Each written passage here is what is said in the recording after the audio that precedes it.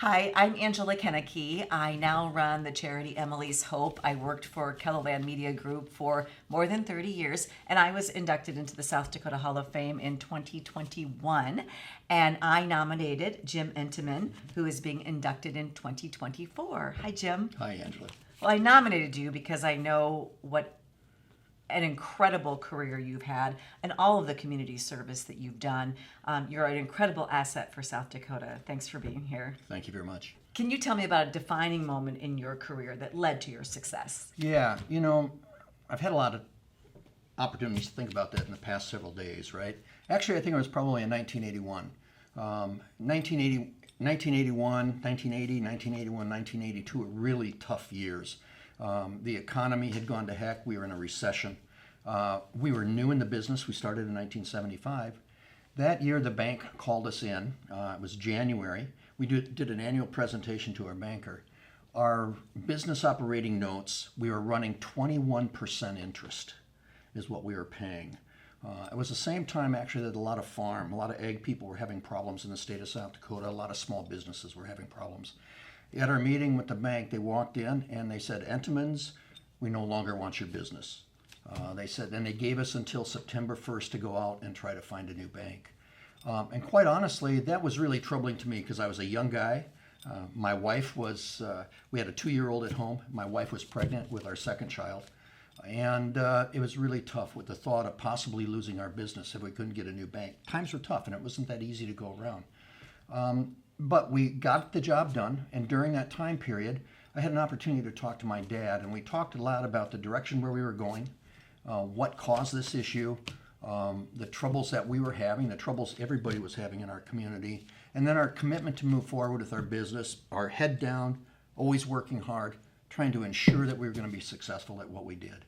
My brother and Lonnie and we did it, and as a result of that, after 20 years of working hard and keeping our nose to the grind, we were in a position where we could start giving back to our community. And I was very happy that we were able to do that. I truly believe that if a business person is successful, you owe it to your community to give back in whatever way you want to. And we're very fortunate that we were able to do it, both with our time, with my time, and also financially. Yeah, you've certainly done that in so many ways, over so many years. Yeah.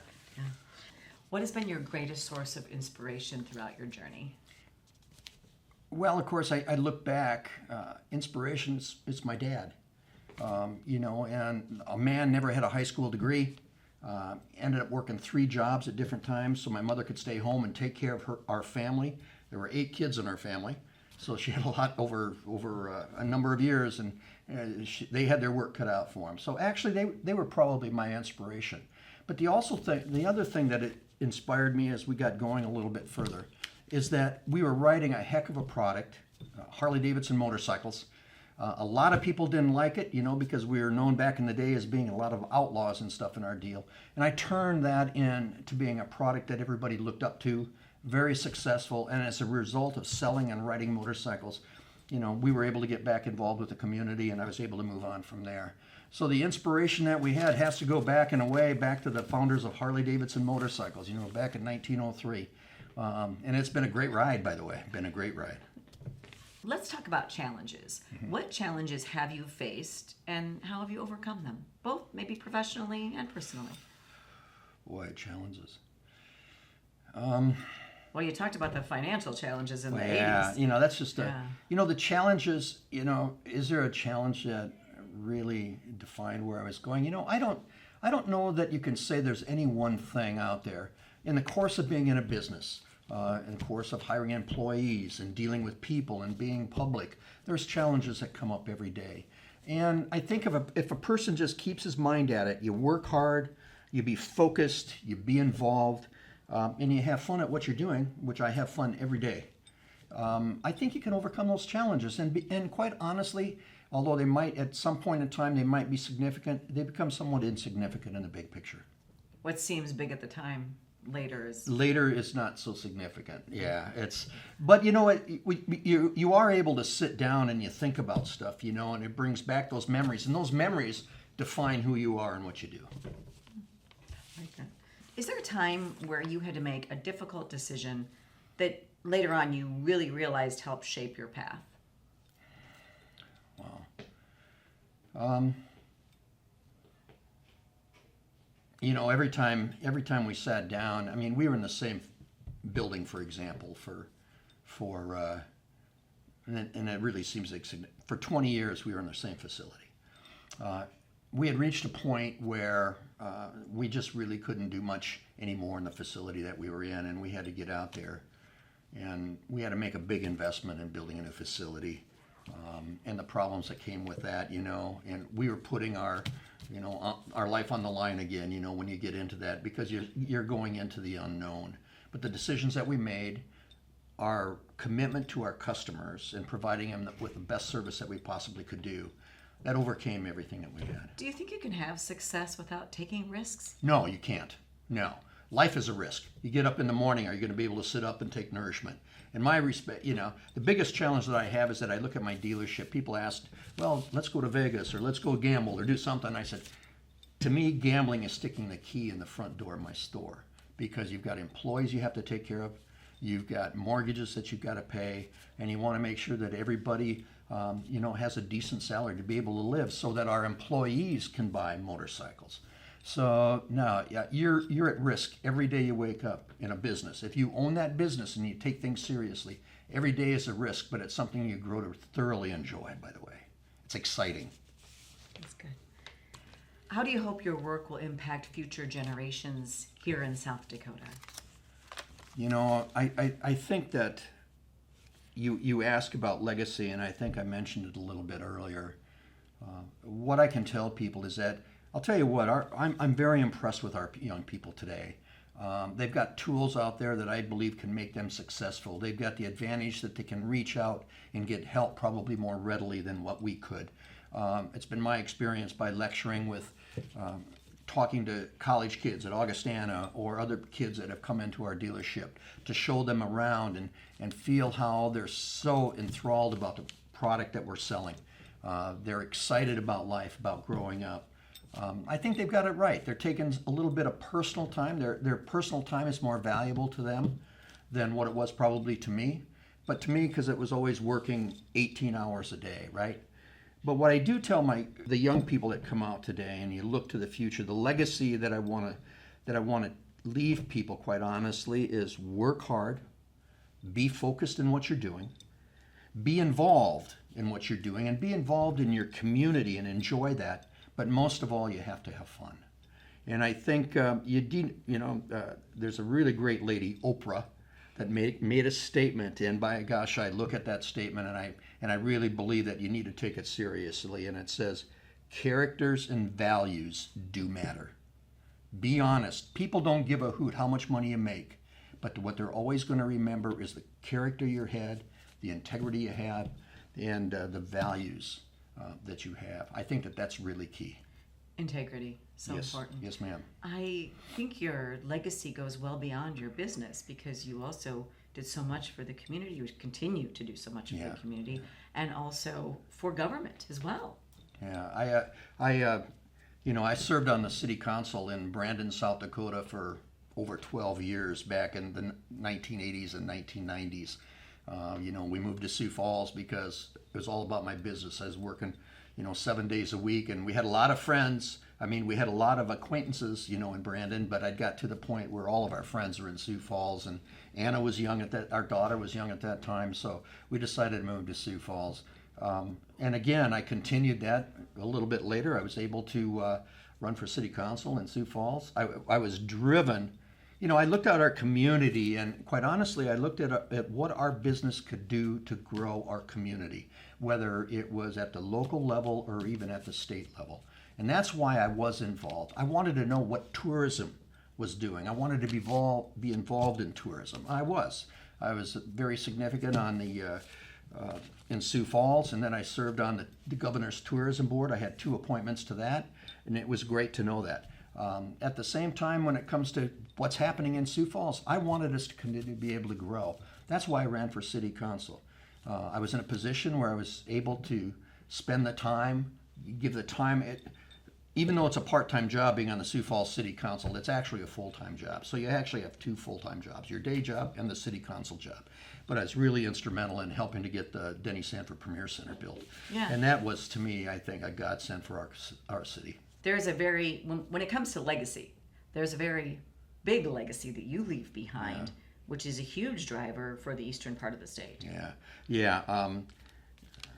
Shortly after I got elected to the city council in Sioux Falls, we were able to have a public vote on where a new event center was going to be built, or if we even wanted one. And Michael Bender and I, my friend Michael Bender and I, we formed an organization called Build It Now Sioux Falls, and we were advocates for building the event center in the city of Sioux Falls and where we wanted it built. And we formed a political action group because we felt that we needed to get out and touch people. At the end of the day, when we voted, when the city of Sioux Falls voted to have the event center, it was an overwhelming approval of building the event center. And then the question was location. Oh, I was a younger reporter covering this at the time, and it was a really big deal at the time. Yeah, it was a big deal, and I served on two different task forces over several years about where an event center would be built. Ultimately, we built it out by the arena, next to the arena, because at that point in time, it was the right place to do at that time because we could utilize the arena, the convention center, and then have the Denny Sanford Premier Center right there. So for bigger events, we had the space to be able to handle it, but also we had to look at the infrastructure in downtown Sioux Falls at the time. We really didn't have the streets to be able to handle all the traffic, in my opinion. Yes, we didn't really have restaurants close by where the Sanford Center is now, but everybody can get out of there really fast, and a lot of the programs that we have get done later in the evening anyway if you're at a concert. And it turned out to work out really well. What I have learned in our area, in the Midwest, people like to park. Okay, they don't like to pay for parking. They love free parking. And they have that. So all these years later, you've seen the Denny Sanford Center. Yeah. And what it's done for the community. Yeah. Now you know. So it's proud been of that? huge. The class act entertainment that we get there, unbelievable basketball with the Summit League. It's a fantastic facility. I think mentorship is so important, having someone to help guide you. I've tried to do that now that I'm the older person in my career, guide young people. Did you have a mentor, and have you mentored other young people?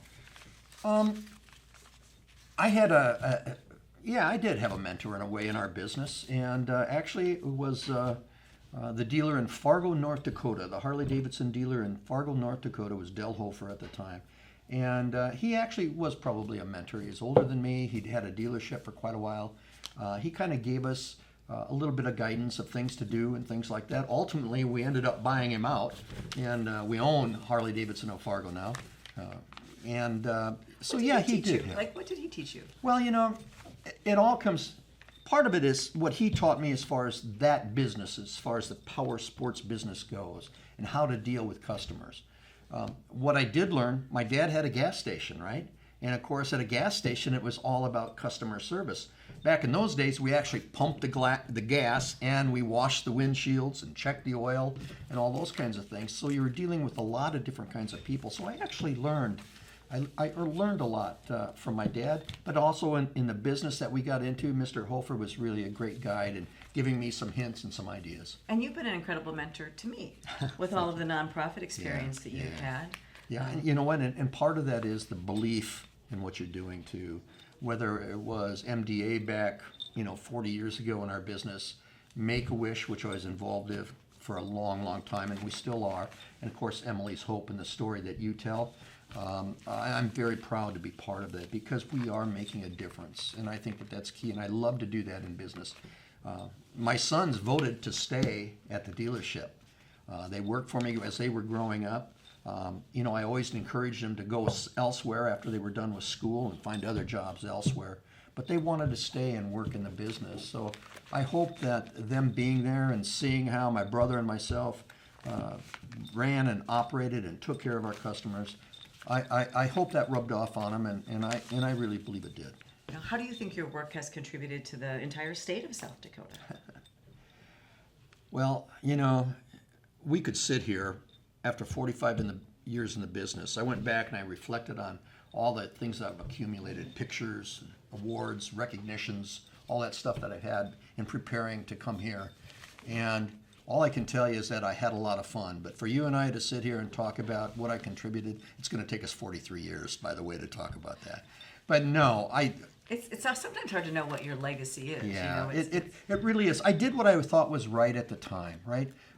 It wasn't about me, about J&L Harley-Davidson, about Sioux Falls. To me, it was about the whole state. We have the largest motorcycle rally in the world in the state of South Dakota. That's a Sturgis Motorcycle Classic. Anywhere I've traveled in the world, whether I'm in Germany or in Italy, and if I'm wearing a Harley-Davidson shirt and it says South Dakota, everybody says, "You're from Sturgis?" So, I mean, it's the event is known all over the world. So in my business and being involved with tourism, it was always about making sure that the state realize how important this truly is across the whole state. When people travel, they stop in, they eat, they might have a beer in the evening, you know, they're buying goods and stuff. I think that's very important. And for us to be good hosts so that people want to come back here, I believe that's really important, because when you talk about riding motorcycles, you're talking about dreamers, the people that can afford to have a motorcycle as a hobby, right? Those are the people you want to reach, because they might come back and want to go fishing in the Missouri River. They might want to visit the lakes, you know, in the sites up in the Glacial Lakes area. Of course, they're going to want to come back and go out to the Black Hills. So I think it's very important that we give a good image of the state of South Dakota, and that's what I've always tried to do, and of our communities that we have throughout the whole state. certainly Sturgis is a huge It's economic huge. boom for the Yes, state. it is. Let's talk about the future. The future for J&L Harley-Davidson, the future for your philanthropic work, the future for your civil work, the civics that you have helped out with. Where do you see things going? Well, you know, I'm very fortunate in that my sons bought my brother and myself out of our business. We worked on that and we planned on that for years, working with consultants. We had a 10-year program that we put together, and we were able to get it done pretty much on schedule is what we had planned. I'm excited about my sons. The business has changed so much. They've got different challenges in the business than what I had. There are some that are the same, of course, but they have other challenges and stuff. And quite honestly, they're doing a good job of doing it. So I think the future of motorcycling is good. The product is so much better than it was 50 years ago. It's just unbelievable, the product is. As far as me personally, I think the industry is going to make it. That's what I love about South Dakota. You can get on and it's wide open spaces and it's just beautiful. And you're never tied in more to your environment than you are when you're on a motorcycle, in my opinion. Unless you're in a boat, you know, fishing or something like that. But as far as myself and my wife, you know, we're staying involved a little bit. I'm involved with Emily's Hope, and I love that.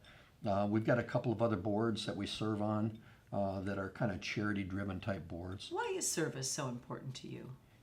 Well, in the city of Sioux Falls, I love Sioux Falls.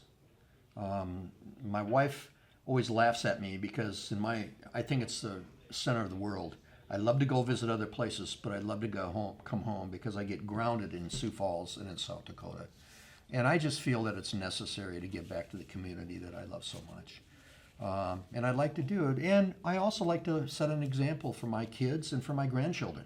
The future for all of us is our children.